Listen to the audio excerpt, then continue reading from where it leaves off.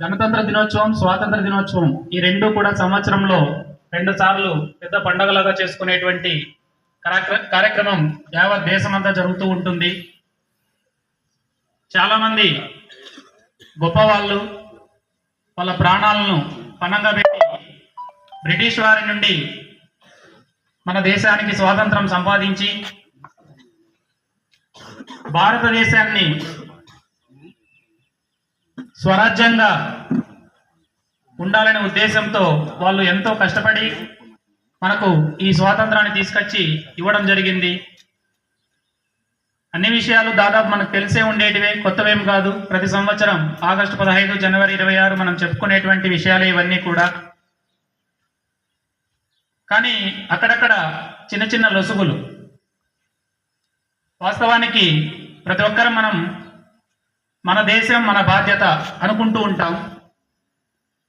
మన దేశం మన బాధ్యత అనుకున్నప్పుడే దేశంలో కొన్ని పరిస్థితులు తారుమారయ్యే పరిస్థితికి వచ్చేసాం. మనం నా దేశం నా బాధ్యత అనుకుంటే బెటర్ ఏమో అనిపించే పరిస్థితికి వచ్చాం. మన దేశం మన బాధ్యత, నా దేశం నా బాధ్యతకు చిన్న తేడా ఏంటి అంటే, ఒక కుటుంబంలో ఉండేటువంటి ఒక 2, 3 అన్నదమ్ములు తల్లిదండ్రులను చూసుకునే విధానంలో తేడా కనిపిస్తూ ఉంది ఇప్పుడుండే జనరేషన్లో. వాళ్ళకి ఏదైనా ఆరోగ్యం బాగలేనప్పుడు అన్న చూస్తా లేని తమ్ముడు, తమ్ముడు చూస్తా లేని చెల్లెలో, అక్కో వాళ్ళను పట్టించుకోకుండా ఆశ్రమాల్లో పెట్టి వాళ్ళ బాగోగులు చూడకుండా నెగ్లెక్ట్ చేసే పరిస్థితికి వచ్చేసాం.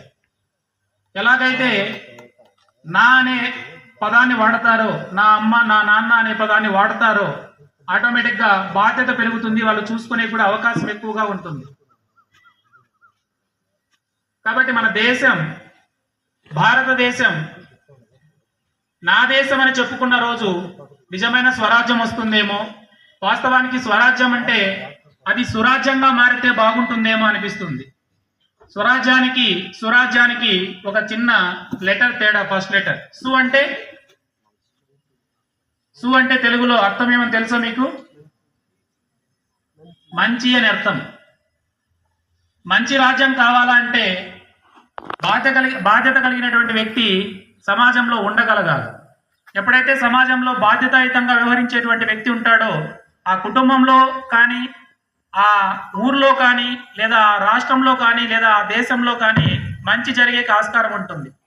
బాధ్యత లేనటువంటి వ్యక్తులు పెరిగే కొద్దీ రాజ్యం యొక్క గొప్పతనం అనేది తగ్గిపోతూ ఉంటుంది. కాబట్టి ప్రతి ఒక్కరూ కూడా ఈ 73వ స్వాతంత్ర దినోత్సవ సందర్భంగా, 78వ స్వాతంత్ర దినోత్సవ సందర్భంగా ప్రతి ఒక్కరూ కూడా బాధ్యతాయుతంగా మెలగాలని, బాధ్యతను ఇంకా పెంచుకోవాలని ఈ కార్యక్రమాన్ని ఉద్దేశించి నేను మీకు తెలియజేయడం జరుగుతూ ఉంది. ఇక విషయానికి వస్తే, మీ ముందు కూర్చున్నటువంటి వ్యక్తి నేనైతే సామాన్య వ్యక్తిగా భావించను.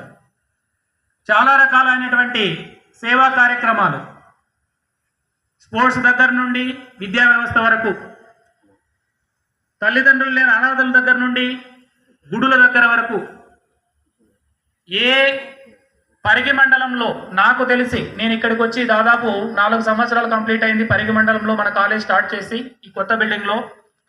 ఈ 4 సంవత్సరాల్లో పరిగి మండలంలో ఏ ఒక్క ఇబ్బంది ఎదురైనా అన్నా అని పలికితే నేనున్నా అనేటువంటి మనోధైర్యాన్ని కల్పించేటువంటి వ్యక్తి పరిగి వేణుగోపాలరావు గారు. దివ్య చారిటబుల్ ట్రస్ట్ కూతురు దివ్య అనే అమ్మాయి పుట్టిన 2 సంవత్సరాల వయసు లోపలే చనిపోయి, ఆ అమ్మాయి పేరు మీద ఒక చారిటబుల్ ట్రస్ట్ ఏర్పాటు చేసి నేడు పరిగి మండలమే కాకుండా కర్ణాటక ప్రాంతంలోనూ, అదేవిధంగా మన ఆంధ్రాలో కూడా కొన్ని ప్రాంతాలలో వివిధ సేవా కార్యక్రమాలు. నేనైతే ఈ ఆసుపత్రి, పరిగి గవర్నమెంట్ హాస్పిటల్ ఉంది ఇక్కడ మనకు దగ్గరలోనే. ప్రతి శుక్రవారం నాకు తెలిసి గర్భిణీ స్త్రీలు, వాళ్ళకు తోడుగా వచ్చినటువంటి ఎవరైనా వాళ్ళ రిలేటివ్స్ ప్రతి ఒక్కరూ కూడా ప్రతి శుక్రవారము భోజనం ఏర్పాటు చేస్తున్నాడు సార్ ట్రస్ట్ ద్వారా.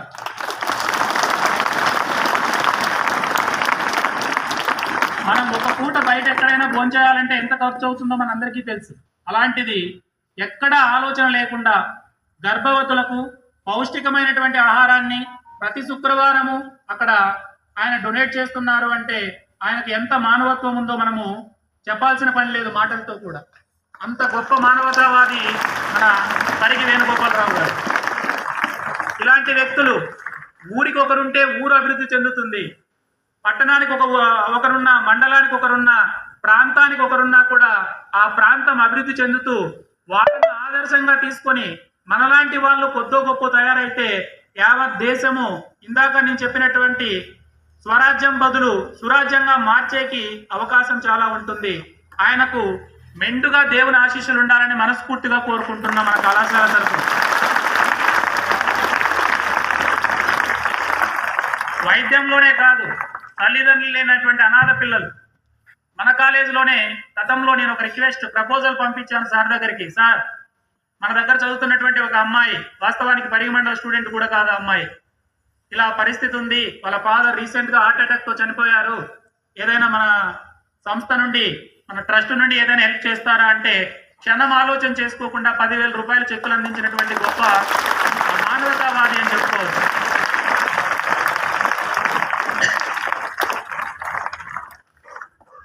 నేను ఇందాక సార్ ఒక పుస్తకం ఇచ్చాడు, నేనేదో లోపల వేరే మ్యాటర్ అంతా రాసింటారని అనుకుని చూశాను. నాకు చాలా సంతోషం వేసిన విషయం ఏంటంటే అందులో ఫస్ట్ పేజీలో మన కాలేజ్ ఫోటో ఉంది. ఎంత హ్యాపీగా ఫీల్ అవుతున్నానంటే నేను నిజంగా నాకు సార్ చెప్పలే.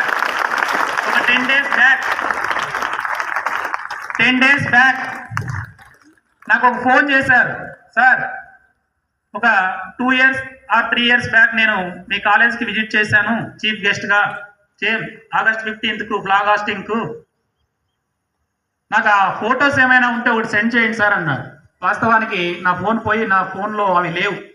మన అశోక్ సార్ దగ్గర అడిగితే అశోక్ సార్ ఉన్నాయి సార్ అని చెప్తే వెంటనే నేను సార్కి ఫార్వర్డ్ చేశాను. ఫార్వర్డ్ చేసిన వెంటనే సార్ తను చేసినటువంటి సేవా కార్యక్రమాలు ఒక ప్రొఫైల్ ఫామ్ చేసుకున్నాడు. ఆ ప్రొఫైల్లో ఫస్ట్ పేజీలో మన విద్యానిధి కాలేజ్లో ఫ్లాగ్ హాస్టింగ్ చేసినటువంటి ఆయన ఫోటో ఇందులో ఉంది.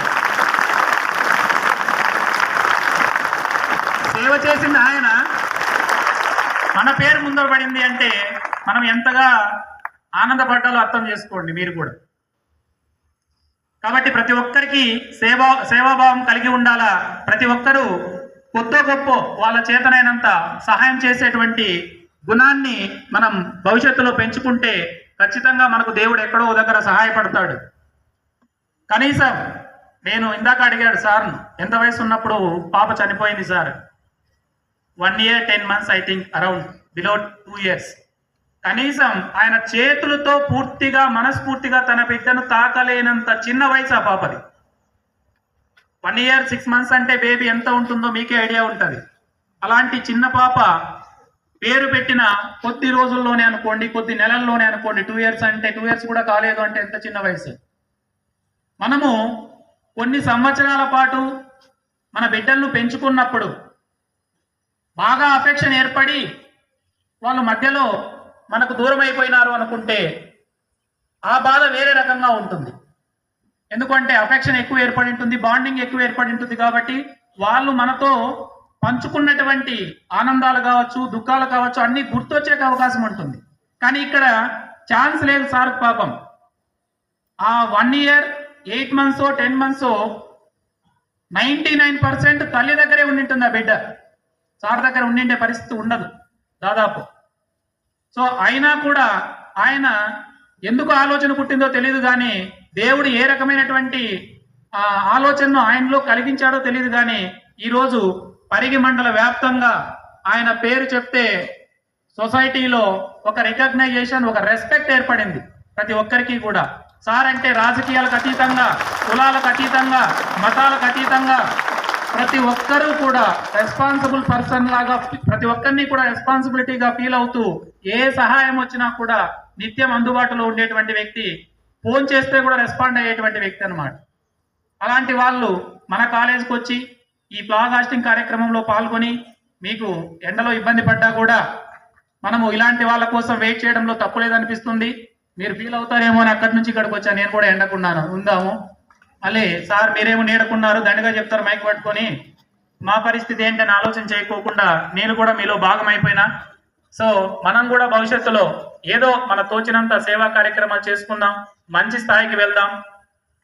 దీనికి చివరగా ఒక 2 మాటలు, ఎక్కువ మాట్లాడలేండి, మిమ్మల్ని ఇబ్బంది పెట్టను. సార్ కూడా చాలా ప్రోగ్రామ్స్ ఉంటాయి, మన కోసం ఇంత టైం కేటాయించడమే చాలా గ్రేట్. చివరగా మన భారతదేశం గురించి, భారతదేశం యొక్క గొప్పతనం గురించి మీ అందరికీ మన జాతీయ క్రీడ ఏంటి అంటే తెలిసే ఉంటుంది అనుకుంటా అందరికీ కూడా. ఏంటో? Very good. అబ్బాయిలకు తెలియదు, అమ్మాయిలకు తెలిసినట్టుంది. మన జాతీయ క్రీడ హాకీ. 1936వ సంవత్సరంలో, అంటే బిఫోర్ ఇండిపెండెన్స్, మన భారతదేశం యొక్క టీం జర్మనీలో ఫైనల్ మ్యాచ్కి వెళ్ళింది ఒలింపిక్స్లో 1936. ఆ టైంలో జర్మనీ వాళ్ళు అన్ని మ్యాచ్ల్లో, లీగ్ మ్యాచ్ల్లోనూ సెమీఫైనల్స్ వరకు వెళ్ళి ఫైనల్కి వెళ్ళారు. ఇంకా ఫైనల్ కప్ మాదే, అపోజిషన్ టీం చాలా వీక్ టీమ్ అనే ఫీలింగ్తో ఉండేటువంటి సిచ్యువేషన్స్ అన్నమాట. ఆ దేశాన్ని పాలిస్తున్నటువంటి రాజు అలెగ్జాండర్, పేరు వినింటారు అనుకుంటా మీరు. ఆయన కూడా మ్యాచ్కి అటెండ్ అయ్యాడు. కప్పు మనోళ్ళు తీసుకుంటారు ఎలాగో, నేనే అధ్యక్షుడిని కదా, నేనే రూరల్ కదా, నేనే చూసుకుంటానన్నట్టు అందరూ అటెండ్ అయ్యారు. దాదాపు 20 నుంచి 30 వేల మంది ఆడియన్స్ కూర్చున్నారు. మ్యాచ్ ఆరంభమైంది. మన భారతదేశం యొక్క టీం మెంబర్స్ అందరూ కూడా గ్రౌండ్లోకి వెళ్ళారు.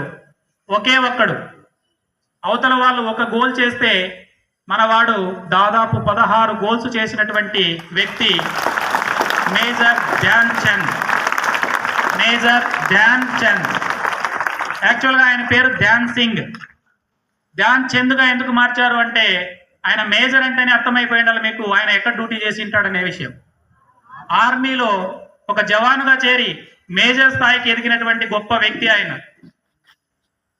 ఆ ధ్యాన్ సింగ్ డ్యూటీలో ఉంటూ టైం వేస్ట్ చేయకోకుండా రాత్రిపూట చల్లని వెన్నెల కాంతి దగ్గర తన గేమ్ను ప్రాక్టీస్ చేసుకొని ఆ స్థాయికి ఎదిగాడు.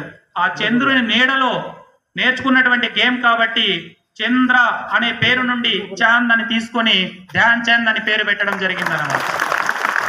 అంత గొప్ప స్థాయికి ఎదిగినటువంటి వ్యక్తి ఫస్ట్ సెషన్లో దాదాపు మన వాళ్ళు లీడింగ్ లేక వచ్చేసారు. వాళ్ళు ఒక గోల్ కూడా చేయలేకపోయినారు ఫస్ట్ సెషన్లో.